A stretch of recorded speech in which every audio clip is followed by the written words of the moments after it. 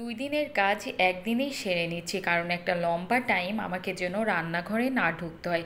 আসসালামু আলাইকুম এভরিওয়ান, কেমন আছেন? আশা করি সবাই ভালো আছেন। আজকে আমি রান্না করব পাবদা মাছ ভুনা, ঢেঁড়স ভাজি এবং কবুতরের মাংস। এর জন্য আমি পাবদা মাছগুলোকে ভালোভাবে ধুয়ে নিচ্ছি এবং লবণ, হলুদ এবং মরিচ দিয়ে কিছুক্ষণ মেরিনেট করে রাখবো। এখন আমি ঢেঁড়স ভাজিটা করার জন্য ঢেঁড়সগুলোকে কুটে নিচ্ছি। ঢেঁড়সগুলো আমি আগে থেকে ধুয়ে পরিষ্কার করে পানি ঝরিয়ে রেখেছিলাম, এখন চিকন চিকন করে কেটে নিচ্ছি। আমাকে যেহেতু কষ্ট করতেই হবে, তাই আমি কিভাবে কষ্ট কমানো যায় সেই চেষ্টাই করি। অনেকে বলেন রান্না অনেক কষ্টের কাজ, আপনি যদি বুদ্ধি করে কাজ করেন দেখবেন রান্নাটা অনেক সহজ হয়ে গিয়েছে। আমার কাছে তো আমার সংসারের কাজ করতে ভালোই লাগে। আমি পেঁয়াজগুলো কুচি করে নিলাম, পেঁয়াজগুলো কুচি করা হয়ে গিয়েছে। এখন আমি একটি প্যানে পাবদা মাছের জন্য পরিমাণ মতো তেল দিয়ে দিয়েছি। তেলটা গরম হয়ে আসলে মাছগুলোকে দিয়ে দিলাম। মাছগুলো যেহেতু পাবদা মাছ যেহেতু অনেক নরম প্রকৃতির মাছ, তাই আমি হালকা করে ভেজে নিচ্ছি। ভাজা হয়ে গেলে আমি মাছগুলোকে উঠিয়ে রাখবো। একই প্যানে আরও কিছু তেল অ্যাড করে আমি পেঁয়াজ মরিচগুলো দিয়ে দিলাম। এখন এগুলো হালকা লাল লাল করে ভেজে নিব এবং ভাজা হয়ে গেলে আমি মশলাগুলো দিয়ে দিব। বাটা মশলাগুলো আমি 1 মাসের বাটা মশলা একবারেই করে নেওয়ার চেষ্টা করি, তাহলে আমার কাছে মনে হয় রান্নার সময় অত ঝামেলার মনে হয় না।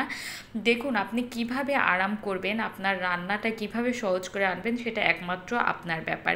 কেউ কিন্তু বলে দিবে না আপনার কোনটা আরাম কোনটা কি, সেটা আপনাকেই বুঝে নিতে হবে। আমার মশলাটা কষানো হয়ে গিয়েছে, এখন আমি মাছগুলো দিয়ে দিলাম। মাছগুলো কিছুক্ষণ কষিয়ে নিচ্ছি। কষানো হয়ে গেলে আমি এখানে পানি অ্যাড করব। আমি পরিমাণ মতো পানি দিয়ে দিয়েছি। এখন আমি ঢাকনা দিয়ে ঢেকে 10 মিনিট মতো রান্না করে নিব। দেখুন, আমার পানিটা কিন্তু অনেকটা শুকিয়ে এসেছে। এখন আমি 2 মিনিট মতো আরও কিছুক্ষণ রান্না করে নিব। দেখুন, আমার মাছটা কিন্তু প্রায় রান্না হয়ে গিয়েছে। এখন আমি ভাজিটা করার জন্য প্যানে পরিমাণ মতো তেল দিয়ে দিয়েছি। তেলটা গরম হয়ে আসলে পেঁয়াজ এবং মরিচ কুচি দিয়ে দিলাম। আমি ভাজিতে সবসময় পেঁয়াজ এবং মরিচ কুচিটা হালকা নরম করে নিই, লাল লাল করে ভাজি না। হালকা নরম হয়ে আসলে আমি ঢেঁড়সগুলো দিয়ে দিলাম। এখন পরিমাণ মতো লবণ এবং হলুদ দিয়ে দিলাম। ঢেঁড়স যেহেতু একটু পিচ্ছিল প্রকৃতির হয়, তাই আমি ভালোভাবে নেড়ে নিচ্ছি যেন নিচে না লেগে যায়। এখন ঢাকনা দিয়ে ঢেকে কিছুক্ষণ আমি লো হিটে রান্না করে নিলাম। দেখুন, আমার ভাজিটা কিন্তু হয়েই গিয়েছে। এখন আমি একটা বলে ভাজিগুলো উঠিয়ে নিচ্ছি। এখন আমি কবুতরের মাংসটা রান্না করার জন্য একটি প্যানে পরিমাণ মতো তেল দিয়ে আলুগুলোকে ভেজে নিব লবণ এবং হলুদ দিয়ে।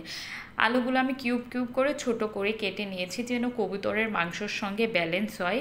এখন আমি আলুগুলোকে উঠিয়ে নিয়ে আমি গরম মশলাগুলো দিয়ে দিলাম এবং দিয়ে দিলাম পেঁয়াজ এবং মরিচ কুচি। এগুলো লাল লাল করে ভাজা হয়ে গেলে আমি মশলাগুলো দিয়ে দেব। মশলাগুলো ভালোভাবে কষানো হয়ে গেলে এখন আমি মাংসগুলো দিয়ে দিলাম। মাংসগুলো দিয়ে আমি লো হিটে রান্না করে নিচ্ছি। মাংসটাকে ভালোভাবে কষিয়ে নিচ্ছি।